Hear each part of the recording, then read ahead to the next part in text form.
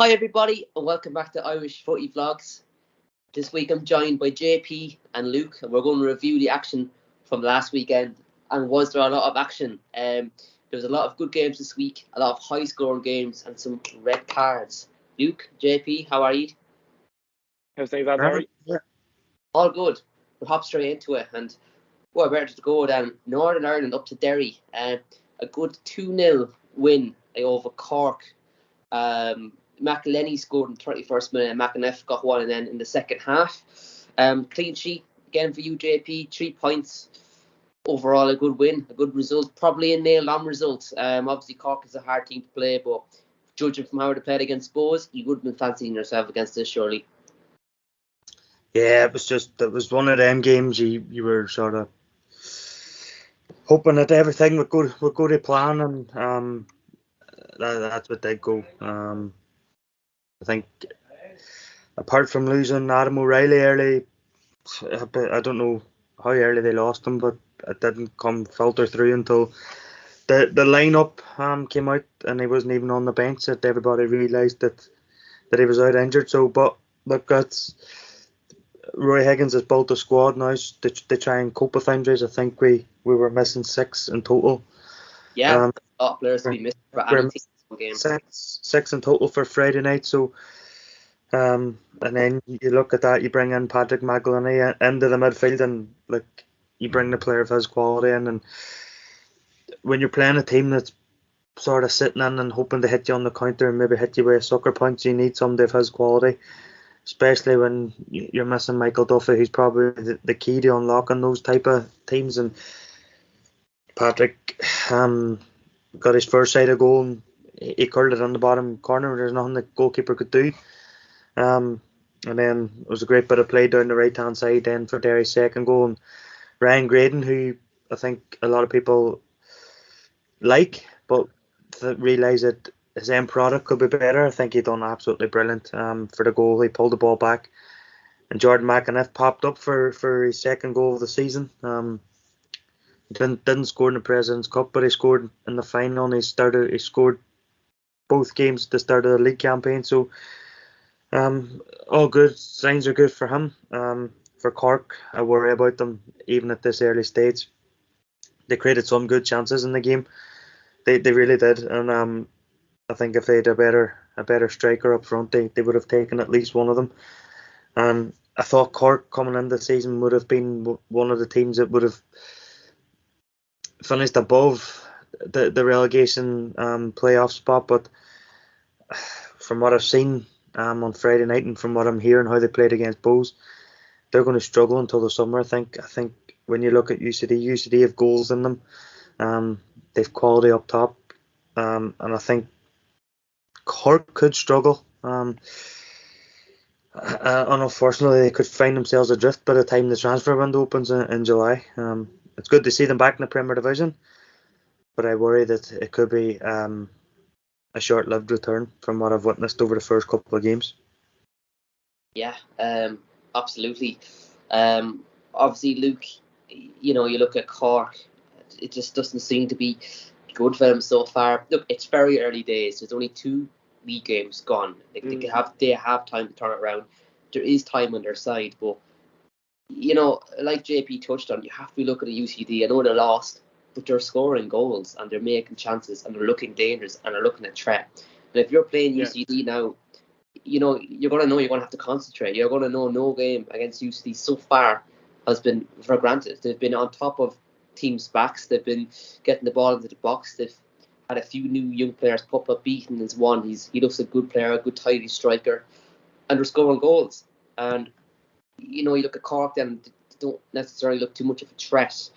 Obviously, against Bohs towards the end, they were a threat, so they do have something there. It's just, I think they're supposed to need to unlock it, and they definitely need to start getting at least points on the board. Would you be worried if you're a Cork fan from what you've seen so far? Yeah, you could see why they'd be worried.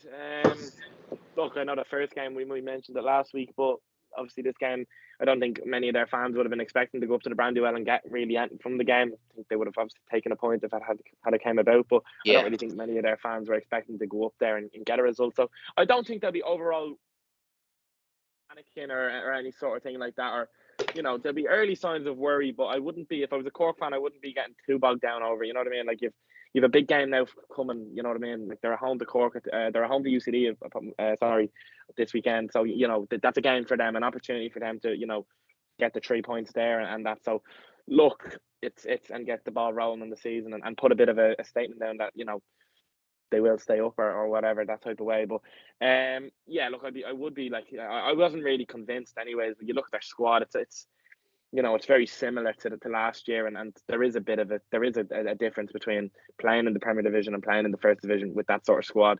You will get found out in the Premier Division, whereas in the First Division, they done quite well. They done really well to get up and all that. So it's similar. They didn't really add a whole lot to their team.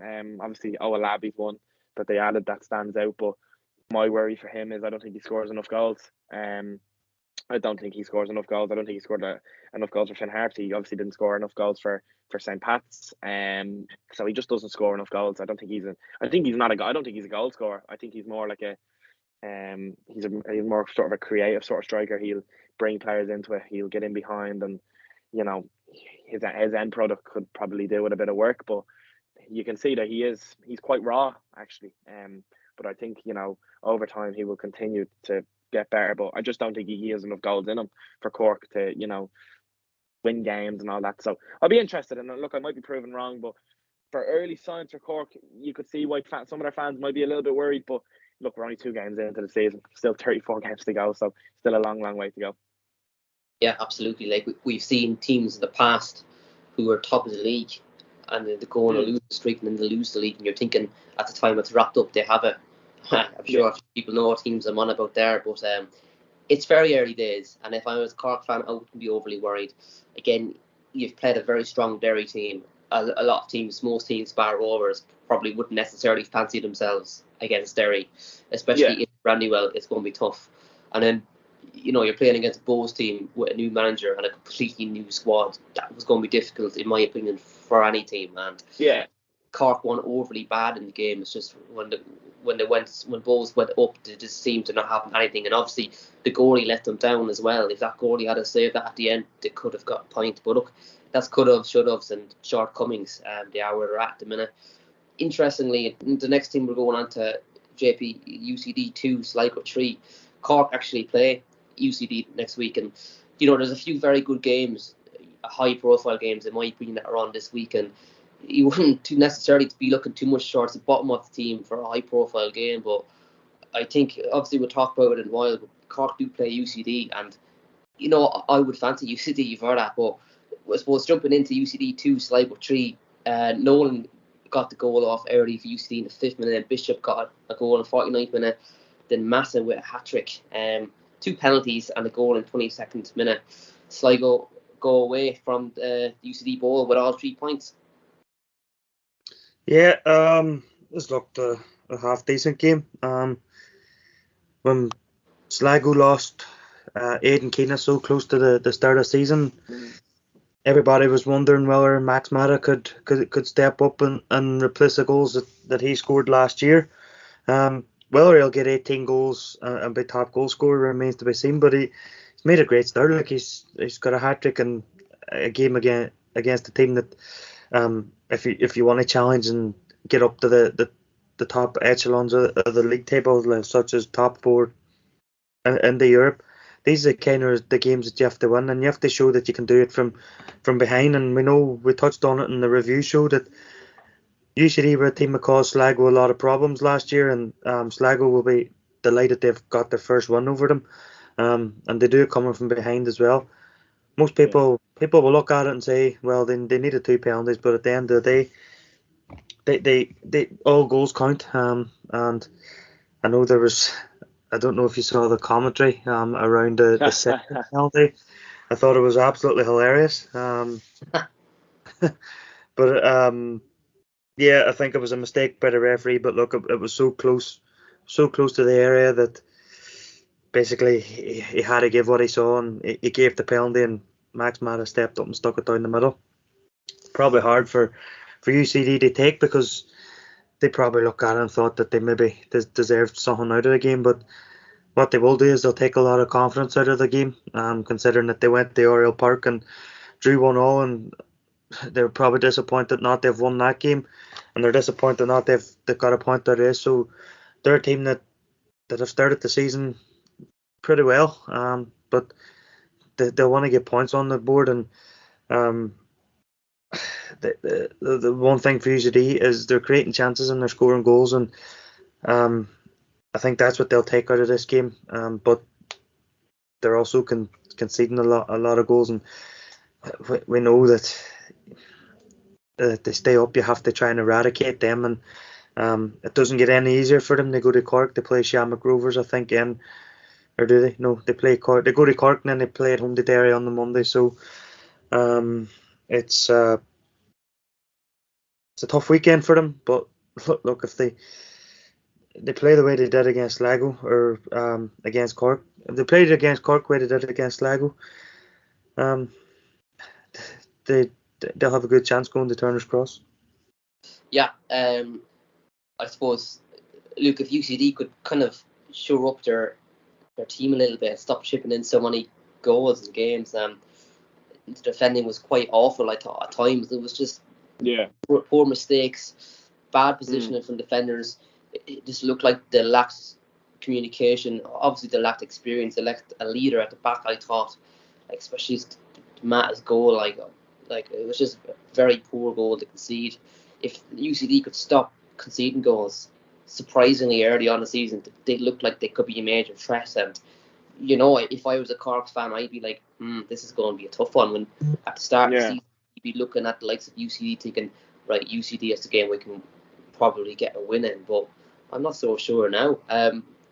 Yeah, what was your take on it? Because score 2 goals, not even get a point, is terrible, annoying for any team. But they put up a big fight, and I'm very impressed with them so far.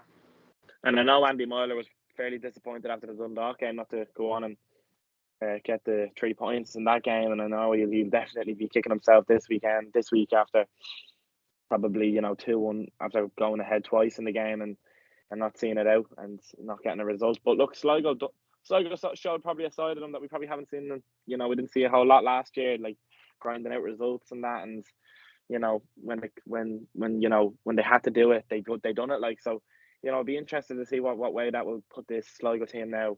What way are they going to be? Like, what sort of belief is going on inside that camp? Because if I was them, I'd be fairly confident. You know what I mean? That, like, there should be some decent belief. Like, they obviously, the goals, some of their goals actually they gave away weren't great either. And the first goal was a horrendous mistake by the centre half. But look, mistakes are going to happen in this game. It's going to happen for both teams, and over the course of a season, you know what I mean. But every team in the league will have made their fair share of mistakes. So look, it's going to happen, and it's about how they reacted, and they reacted really well. So they got their win, and they'll be just delighted with that, with the 4 points that they've picked up so far.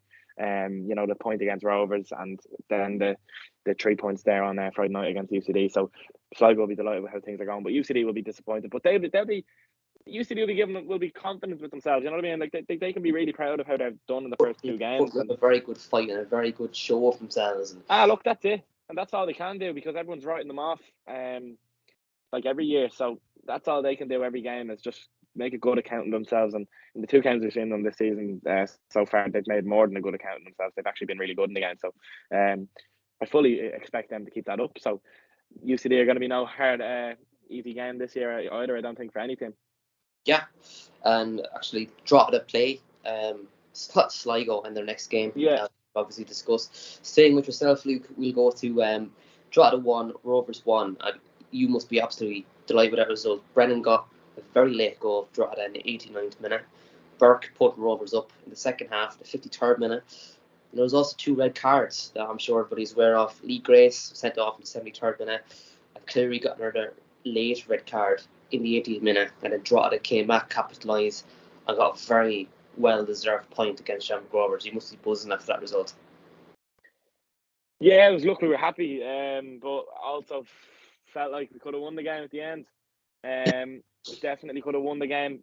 I think look, you can nearly say it's 2 points dropped, but of course it's not, because at the start of the game, like, you would have taken a point before, and I think I said that in the preview show. I would take a point, but when you look at overall the game and how the game ended, I think there was a few more minutes. I think Drogheda could have easily have won that game.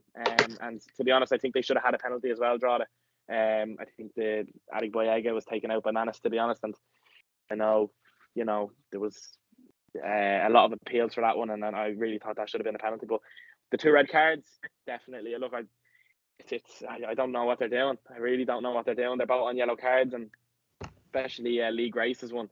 Like, why are you diving in like that? You know what I mean? Like, yeah, he showed a lot of inexperience for a player who does have a lot of experience. It was a Shamrock Rovers that we haven't really seen in the last couple of years. That sort of side of them where it's silly, like that was just the 2 red cards are silly. They're both on yellow cards and they're both making ridiculous tackles. I don't know what they were doing, but overall, then Drogheda kept going. They kept going like they done all year last year, and they got their reward in the end. It was the ball fell to Ryan Brennan. You just knew the player, his quality. He was going to stick it away. Like, yeah, he's around the box. He's very, very good. So to be honest with you, I think overall I was obviously very happy with the game. A great game, great atmosphere. But Drogheda could have definitely nicked it at the end, and I think they could have had a penalty as well. But look, overall we'll definitely take the point, and look, we'll take the start that we've had, still unbeaten. 2 points from the first 2 games. It's not a bad start, and we have another home game Friday night, so hopefully they can get hopefully maybe even a win this time. But look, to keep getting points on the board early on the season is not what we done last year either. So we're putting the points on the board early, which we didn't do this time last year. So hopefully we can maintain that now. JP, points to the board for Drogheda, unbeaten in the league, 2 points from 2. Obviously a very good result against Rovers. They obviously would be delighted with that, and I'm delighted for Drogheda with the start they've made. And if they can keep that up, I think they'll have no worries with staying up. I think they'll be thereabouts this season. Obviously down for Rovers, it's 1 point game for Drogheda, 2 losses for Rovers, 2 red cards, 2 very experienced players in the league, and a very poor start for Rovers so far, albeit we're only 2 games in. If you're a Rovers fan, this would probably feel like a loss for you. Hi, I just want to ask, look, was Cleary's 2 yellow cards quite close to one another? Yeah, very close. I actually think he should have been taken off, to be honest with you. And I actually think he actually got the yellow card and then proceeded, just kept going after he got that yellow card. I actually think one of his players had to drag him back by the scruff of the neck, like telling him to cop on because he was going to get sent off. And I think that's when, at that point, I think there was even shouts from the crowd. You know what I mean? I think their fans were unsettled with him. I think he should have been taken off. I think Bradley should have taken him off there and then, but he didn't, and ended up getting the red card in the end. Yeah. No, it's just because I was seeing it and I thought maybe did he get the yellow card and then mouth off or something and then get a second. That's why I was just wanted to ask, because I seen he was quite mouthy at the ref. I was looking at the highlights. Seen he was quite mouthy at the referee whenever Lee Grace got his second yellow, and I thought maybe it was in the back of the referee's mind that I've had enough of you, basically. But anyway, go back to your question, Daz. Great start for Drogheda in terms of 2 points from 2, but for Rovers they'll be quite worried. 3 red cards in the opening 2 games, and there are 3 centre backs and 3. Yeah, so there's a lack of discipline in the back this season. It's lack of discipline in the back line. It's something that Stephen Bradley will want to nip in the bud quite early, because he can't bring it into games worrying in the back of his mind, is he going to lose his defenders? Like he's going, he has to prepare now for Derry on Friday night without his best 3 centre backs. I know he's still got Sean Hoare there, and he has to he'll have to reorganise the team for that fixture, and it's gonna, well, that's Shamrock Rovers we're talking about here. They probably have 3 teams that they could put out and still be as strong as one another, but I'm sure Stephen Bradley doesn't want to be going on the Derry's fixture like that though. But you have to give credit to Drogheda, like they even at down playing against 9 men, they could have said, you know what, fuck it, we're not going to get back in it. But they absolutely threw the kitchen sink at Rovers, and they got their deserved equaliser. Rovers will be disappointed on the way the goals conceded, because I think it was just pinball in the box, and a great finish by Ryan Brennan. It really was. Great finish, yeah. And as Luke touched upon, Drogheda could have won it in the end. I think there was a chance at the back post. I think was Yeah. shot and full stretch, just pulled it round the post, and then the shout for a penalty. Haven't seen a proper replay of it. Just seen the shout of it. Didn't see a proper replay of it to see whether it was a penalty, like. But I'm sure at the start of the game, Drogheda would have taken the point, but the way it materialised, they're probably disappointed not they've picked up a win. But they'll take a lot of confidence from the opening 2 games, and they play Sligo now on Friday night, and it's a game that they'll definitely see as one that they can win. Yeah, I suppose just for myself then, if you're a Rovers fan, you'd definitely be pissed off with that and cheesed off of how they played and how they basically just threw that away. A win, to no disrespect to Drogheda, that they probably should be getting. They should be going away from home, and they should be putting a few past Drogheda on paper, looking at their team. Realistically, they should be. But again, if you could look at it from a different perspective, it's a great chance for fringe players for Rovers team. Players who would just not be getting in ahead of Lee Grace and Dan Cleary into that team to really put shift in against Derry and show Stephen Bradley what they could do and possibly keep them out of the team. And people might be thinking Derry have a better chance now, and they do on paper, but I still think it's going to be Rovers at Tala. It's different ball game, isn't it? It'll be difficult because these players will be coming in and they'll be wanting to fill that gap. They'll be wanting to show why they should be starting, why they should be in the team, and it's going to be hard. It's going to be difficult, but great result for Drogheda. And speaking to Luke too, going into that game, you would have took a pint off Rovers. Anyone would take a pint off Rovers. Let's be realistic about it. You would, bar if you're a Bulls fan. But anyone listening to the league, more or less, maybe Derry, you would take a pint off Rovers, and it's a fully well-deserved pint for Drogheda, and I'm delighted for them, and hopefully they can go on and beat Rovers later on in the season. It's great to see a team like that doing so well. Moving on to Dalymount Park then. We've seen Bows beat Dundalk 2-1. Flores got a very good goal, a very, very good free kick early on, in the 45th minute of the first half. And then McDade got a goal in the 71st minute to finish it off. And if I'm saying his name correctly, Coco, 89 minutes, unleashed an absolute long-range, venomous shot that bet James Talbot at his near post. JP, great result for Bows. Obviously, I actually unfortunately wasn't at the game, but I have rewatched it back, and I just thought to myself, neither keeper had an awful lot to do, but I thought when they had to come in, they did okay. I thought James Talbot was quite brave again. It looked like he picked up a knock, but he ran it off, and he was smart with the balls he played, and he waited time when he had to. I was very impressed with how much Bows worked in that game and how much McDonald worked in midfield. He covered every blade of grass. I thought he was absolutely phenomenal. I suppose from Dundalk's perspective, they had spells of possession but didn't do an awful lot with it. And Coco's goal, if I'm saying his name incorrectly, can someone correct me in the comments, but a very well worked long range shot. And if you have that in your locker, you always have a chance. But look, it's an excellent result for Bows, and they're top of the league. 2-1 victory over Dundalk. I'm absolutely delighted with it. Yeah, as a Bows fan, you have to be delighted with the start you have made. A lot of people, I think Bows they've signed well in attack. Daz, I just think probably a bit light at the back, but it's an excellent 6 points to open up with. Way to Cork, first game of the season, partisan crowd down at Turner's Cross, their first game back in the Premier Division in 3 years. They were down there 1-2-1.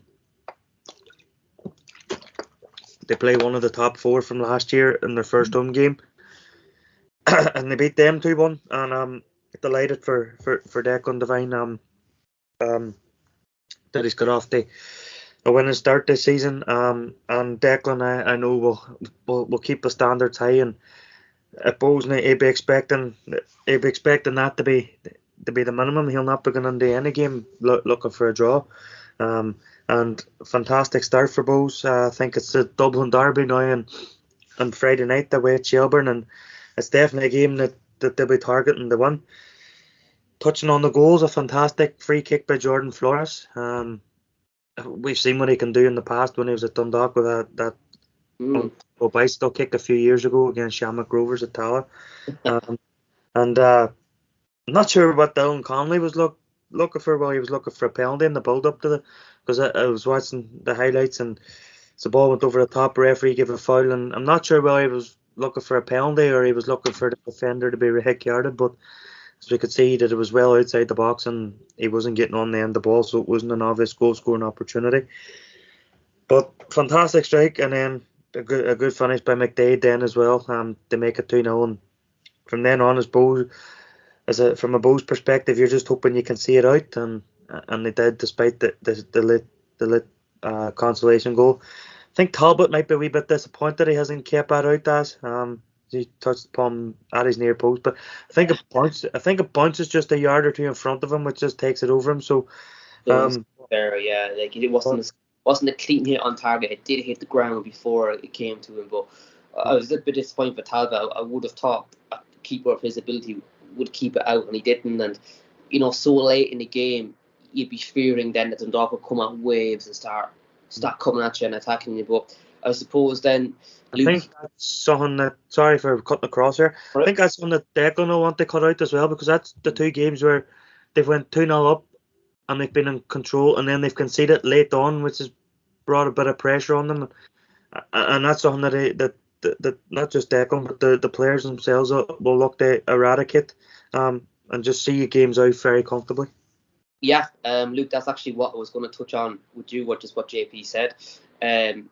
When Cork got that goal back, they started coming at us, and you start becoming a bit iffy. Another few balls into the box, and that could be equalising. But Bows fought very hard. When Dundalk had the ball, they were pressing it, they were trying to win it, and they weren't just going to the corners. They were going to go and they were going to try and put one past Dundalk. And I suppose from a Bows perspective, it was very refreshing to see that, because teams won't immediately to start lumping the ball into your box. They'll have to think a bit more, because they'll know if they lose possession, they could be caught in the counter, because they're trying to push all the players up the pitch, leave big wide open gaps, and if they lose the ball back there, both can hit them on the counter, especially with likes of Connolly, one of the fastest players, if not the fastest player in the league. You certainly don't want him running at you 1v1 in the 90th minute, coming at you, and then get a 1v1 on goal. And I suppose it was just great to see that we weren't trying to hang it back and just trying to hold on to the victory, that we actually went and we were pressing. And I was very impressed with it, and it was very good to see. I was delighted to see that, and I hope that continues. Yeah, I'm sure it's very refreshing for the Bows fans as well to see something like that, you know what I mean? Because, look, we know last year with the sort of things that we were seeing performance-wise from Bows teams just giving up very easily and not looking as interested, you know what I mean? And that was a problem I thought Bows had last season. They just didn't look like they were up for the fight in some games. But in fairness to the first two games, they've dug deep, and you know what I mean? They've got big wins, and look, they've got 6 points on the board. They have a perfect start. You know what I mean? Everything's going perfect. Yeah, it's a perfect start, and you know what I mean? I'm sure you wouldn't have asked for any more at the minute, but they've got to maintain that now. They've got a tough game now Friday night away to Shells, and I've seen things going around on social media all day about Bows fans selling tickets out in 8 minutes or 6 minutes, whatever it was. Unbelievable. And I've seen actually buying tickets into the home end as well, which is just mental. So I think it's going to be like a fair enough. I think it's going to be more of a home game for Bows on Friday night, to be honest. But look, obviously not. But it's going to be an interesting one, anyways. That one. But overall, Bows will be delighted with how things are going. Dundalk, on the other hand, away at home to UCD, they would have fancied themselves. They didn't get the win.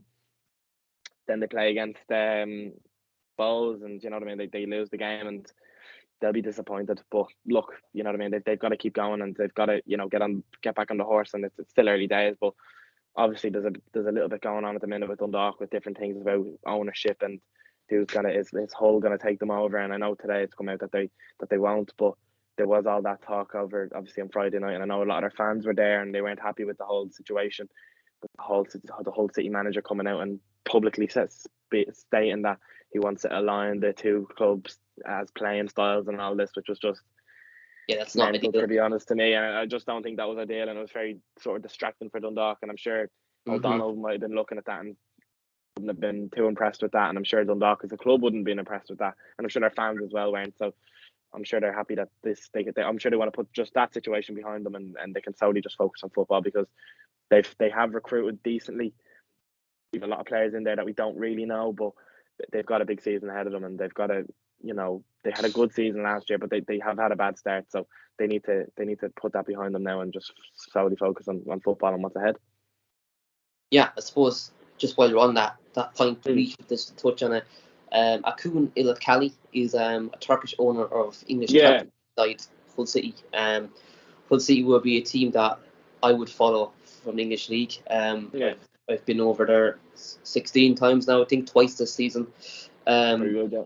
I would know them pretty well. For anyone who is wondering, just below, like Luke said, they wanted to try and align the playing philosophies. That's something that I personally wouldn't like as a fan of a team, because you're suddenly looking at how Hull City play and seeing if we can play like this. But Hull had the likes of Estupi and a big, tall, strong striker, and Aaron Connolly up front, a small, pacey striker, 2 international strikers. It just doesn't want to try and align a playing field with, say, the likes of Drogheda, who wouldn't have similar players up front. And I think they were in talks as well with, like, they were in talks with, obviously, I think it was Drogheda, Pats or Shells, yes, that Shells game. You know what I mean? Yeah. So they're obviously looking at the League of Ireland, but they're just looking and they're sort of what they're doing. I don't know what their plans are. What are they going to do? Like, and what way are they going to use these League of Ireland clubs? Like, this owner could come into Bowes, it could come into Drogheda, it could come into Dundalk. Like, what are they going to do? Do you know what I mean?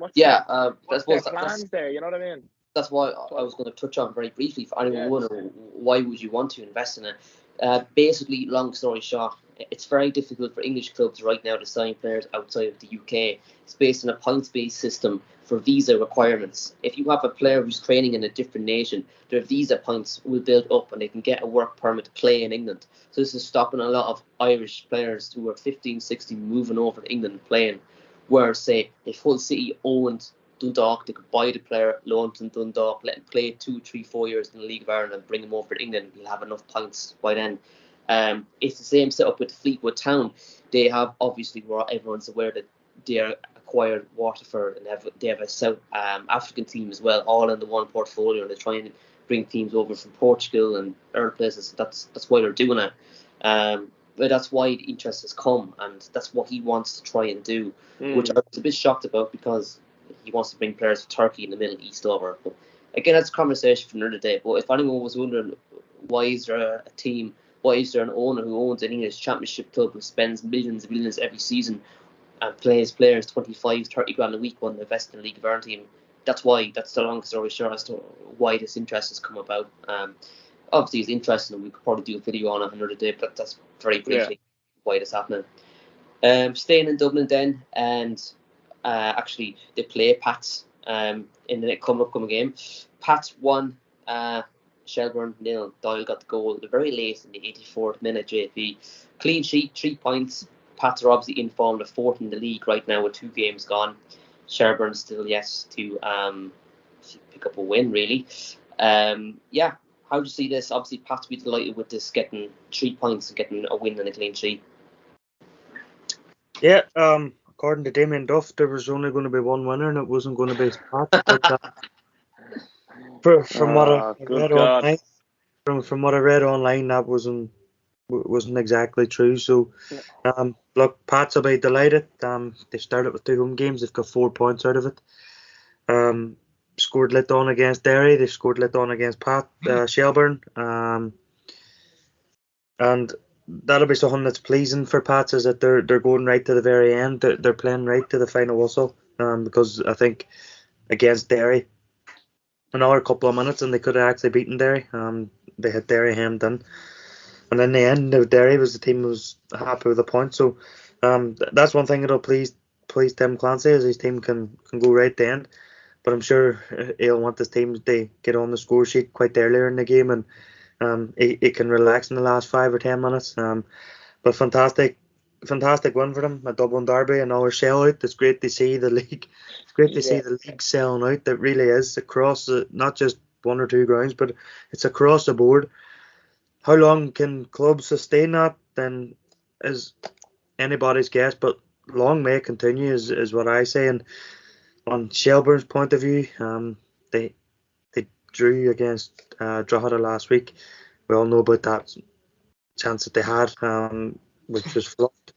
That the game against Pats, they would have saw it as a chance to get another point on the board, but they didn't do that. For me, I know Shelbourne signed quite a few players, but have they strengthened? Is the big question. That is the question, yeah. That is the question. Have them players strengthened them? And it remains to be seen. We'll probably, and I know it's early doors, and it shouldn't be judging teams over the first two games of the season. But that is a big question mark that's going to hang over Shelbourne for the next few weeks. Is have they strengthened with the players that they've signed? And they play Bows now on Friday night, and Bows have started well, so it's not going to be easy for them. And if they come out of that with a defeat, then questions will start to be asked about what exactly Shelbourne can do this season. Yeah, Luke, I suppose Shelbourne obviously have been in awful form so far. Again, albeit 2 games have only gone, but it really doesn't get any easier playing a Dublin derby against an informed Bows team coming to your own ground with a huge following. And we sold out our ticket allocation, as you said earlier, of 850 tickets inside 6 minutes. But not only that, obviously a lot of Bows fans have purchased tickets in the home end, and they want to try and sit near the away section as much as possible. So I wouldn't be surprised if Bows have 1,000 fans in there or more. It's going to be very good for Bows. We're going to be confident going into that, and Shelbourne will be feeling the pressure because their fans are definitely going to want to win against Bows. And obviously I'll be backing Bows, but I would just find it difficult to see Shelbourne getting something out of this game. I think a draw for them would be another good result, but they need to try and pick up 3 points because it doesn't get any easier. No, it definitely doesn't, and they'll be going into this game obviously off the back of a point and a draw and a loss. So look, you can't obviously judge many teams in the first 2 games. I wasn't convinced of Shells from that first game, and I look against Drogheda, and people say, oh look, Drogheda hung on, but in the second half Drogheda didn't hang on because Shells didn't do anything in the second half. I think Drogheda were comfortable in defence. Shells didn't really create a whole lot. Obviously in the first half they had their chances, and all the chances sort of came in different moments of the game. So realistically, I wasn't, when it came to that second half, Shells were ticking along and really hoping. And I think Boyd went off injured, and I don't think he played on Friday night against St. Pat's either. So that was obviously a big loss for them against Pats. He is a big presence for them, whether it's pressing from the front and getting the ball into him, because he is a good player, but he is a big loss when you have that. And when you have, I'm not overly sure who started over him. I think it might have been Kyle Robinson, and I don't think Kyle Robinson is near Sean Boyd anyways. That sort of level. So big losses for Shelbourne if he is injured, and what sort of injury does he have? You know what I mean? So look, they'll obviously hope yeah, he's hard to replace. So look, they'll be hoping that he's fit for Friday, because it's a big game for them, and they need to get back on it, and they need to get 3 points in this one, I think. But it will be tough. Bows are after a perfect start, but Shells will be disappointed if they didn't see out and get another point, but on Friday night. But look, they'll put it behind them quick enough, I'm sure, and they'll go straight back at it, and I'm sure it'll be a great game on Friday night. I'm just looking here at Shelbourne and the league, like going back to July last year, they beat Van Harpsen's UCD back to back. Since then, they've had 1 win in 15 games in the league. And that includes the 2 games at the start of this season. So 15. It's relegation form. It's sackable for him. So it is. Shelbourne fans must be looking at that and worrying. Because they got to a cup. I think it's because they got to a cup final that nobody's really mentioning it. It was pushed under the carpet, and I think a lot of us said that last week. Had Duff not gotten to a cup final, questions would be asked. But the fact that they were in a cup final, it was pushed away a little bit, and I think exactly right. But then you have to look at the league form, and 1 win in 15 games dating back to July last year is absolutely terrible, to be honest. It really is. It's very concerning. I would be concerned if I was a Shells fan. Probably them and Cork would be the most concerned, but so far from what I've seen so far, they definitely need to turn their form around. Right, I suppose we're going to predictions then. Drogheda are at home to Sligo. What's your prediction, Luke, for that one? I've gone against us in the first 2 games. I'm not going to go against us. And look, it might come back to bite me in the arse, but I'm going to go 2-1 Drogheda. 2-1 Drogheda, JP. I'll say 2-1 Drogheda as well. 2-1 Drogheda. So I'm going to go 1-0 Sligo. The next one up that we discussed, obviously Cork are at home to UCD. I'm going to go with a 1-1 draw. I think it's going to be a hard game for both teams, and I think UCD will be threatening to come to Cork, and Cork will probably be happy to get a point on the board, but they really should be beating UCD. JP? I'm going to go 2-1 UCD. I just think UCD started the season superbly. Even though they've only picked up 1 point, but it's 2 difficult fixtures that they had, and they'll take a lot of confidence out of the performance against Sligo, even if they didn't get anything out of it. And we already mentioned that Andy Myler was disappointed that he didn't win the game in Oriel Park. And I just think UCD will see this as an opportunity to get 3 points on the board, and I think they're going to take it. 2-1 UCD. Luke? 1-0 UCD, yeah. I fully agree with JP. I think he's right. I think UCD are going to be going into it with confidence. I think Cork are going to get frustrated in this game. I think UCD are going to nick it late enough, I think. Come on, the students. Hopefully they do pick up points against Cork. Dundalk against Pats. I'm going to go with 2-0 Dundalk. I just think they're in their home ground. I think they'll pick up points against Pats, and they'll want to, they want to show the European form that they put in last season, and they want to make it stamp on this. I can just see Dundalk getting all 3 points in this. JP? 1-1. 1-1. Luke? Yeah, 1-1. I just think with Dundalk, I think they'll sort of look at this as a chance to kick their season a bit. You know what I mean, and give it a kick. And the whole thing of putting the ownership, the thing with the investors behind them, as much as they possibly can. And I think they'll look at this game as an opportunity. But I think they will get a point. Very good. Shells are home to Bows. I'm going to go with a 1-0 Bows win. I think that for myself, it's going to be a very tough game. Shelbourne are always hard to play in their own ground, but especially Dublin Derby against Bows, they're going to be wanting to get 1 overs. It's going to be completely sold out. It's going to be intimidating for both sets of fans, and it's just I think it's going to be a very difficult game. But I do think we've got enough quality, enough form, enough confidence to get a win here. There'll be a lot of pressure on both teams to win, especially Shelbourne. But I'm going to go 1-0 Bows. JP? I think Bows have started the season really well. As we said already, 2 fantastic wins. Shelbourne we're not convinced about, and I think Bows will win this 2-0. I think they'll be quite comfortable in this game. Luke? Yeah, I think it's a big Dublin derby. I'll be interested to see if Sean Boyd is fit or not. If Sean Boyd is fit, Shells are going to get a point in this one. But if he's not, I think Bows will win the game. But I'm going to go with a 2-1 Bows win. Hopefully, I'd like that myself. Final game then in the Premier Division, Shamrock Rovers are home to Derry. Obviously, like we discussed, JP Good Rovers. luck predicting this one. Yeah, it's going to be this one's wide open.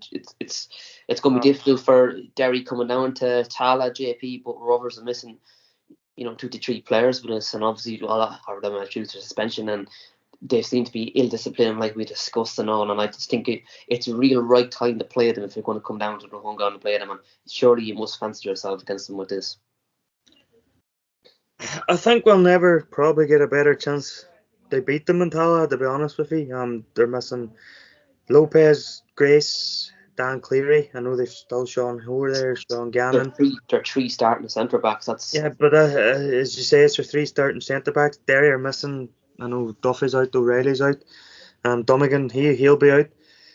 But one thing we're going to have Diallo back from suspension. His suspension's over from the back end of last season, so that this is a game where he comes back in.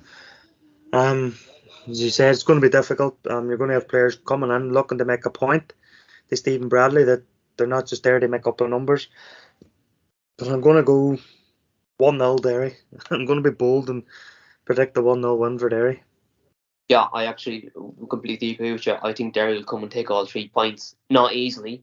Like we discussed, players will come in and want to try and cement that position and make it their own. But I think you've got enough quality to go down there and get a win. And now would be the right time to play them if you're ever going to play them. If you could pick a time to play them, I'd be picking now. Luke, how do you see this one? Yeah, look, I think I've seen numbers been thrown around already of about 7,000 tickets been sold already, which is just incredible. So it's going to be a great attendance. It's going to be a great occasion. The 2 best teams in the country going at it. And look, I know Rovers are going to be a little bit weaker, but as JP mentioned, Derry are missing a few players as well. So it's going to be an interesting game. I presume it's on telly, lads. It's not. That's beyond me. LOI Look, TV's I got don't you know why. covered. I don't know why I'm surprised, but it is beyond me. But anyways, it's going to be it's a very, very tough one to call. But I'll go 2-1 Derry. 2-1 Derry. Right for Derry. Yeah, I could see Derry getting all 3 points as well. A quick look at the league table then before we go. In first place, unbeaten so far, we've got the Bows. You're doing this on purpose, so yeah. Because Bows are top of the table. We've never done this before. In about 6 or 7 weeks' time, we'll be in a relegation zone. I don't want to see it. No, I don't think that. I think it's going to be a good season for Bows. Go ahead. First place Bows. Second place we've got Derry. Third Sligo. Fourth Pats. Fifth Shamrock Rovers. Sixth Drogheda. 7 UCD. 8th Dundalk. 9th Shells. And 10th Cork. Thanks everybody for watching. Let us know in the comments below how your team have done last week and how you think they'll do next week. Give us your predictions for the games ahead. Please like the video and subscribe if you are new. Thanks so much JP and Luke for joining me, and all the best, and hopefully your team does well at the weekend. Thank you.